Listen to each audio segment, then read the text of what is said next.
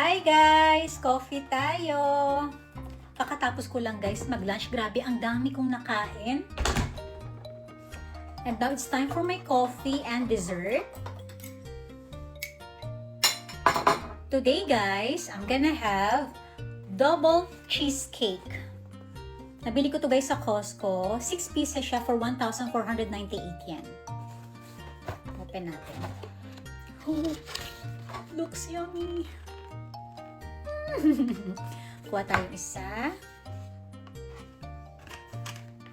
Mukhang masarap. Ganyan siya guys. Double cheesecake. So, hahatiin ko muna siya in half para makita natin yung sa loob niya. So, ayan guys. In-slice ko siya in half. Ganyan siya sa loob.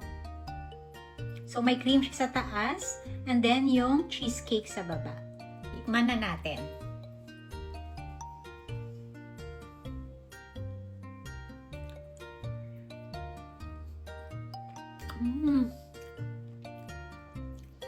So creamy.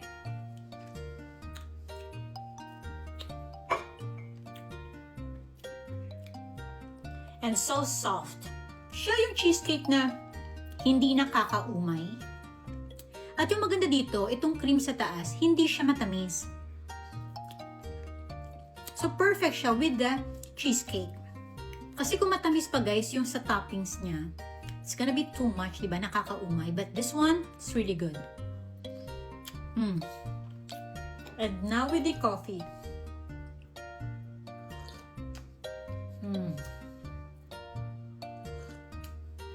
This cheesecake is perfect with the coffee. I recommend this guys. Bili kayo sa Costco. This cheesecake is perfect.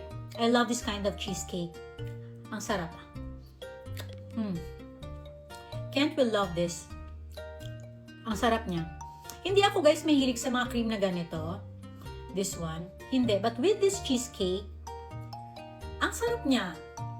Ang sarap ng combination.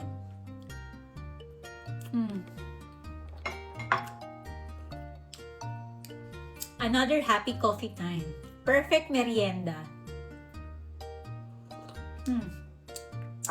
So yan lang guys for our coffee time today. Try nyo na tong double cheesecake sa Costco ha. Thank you for watching.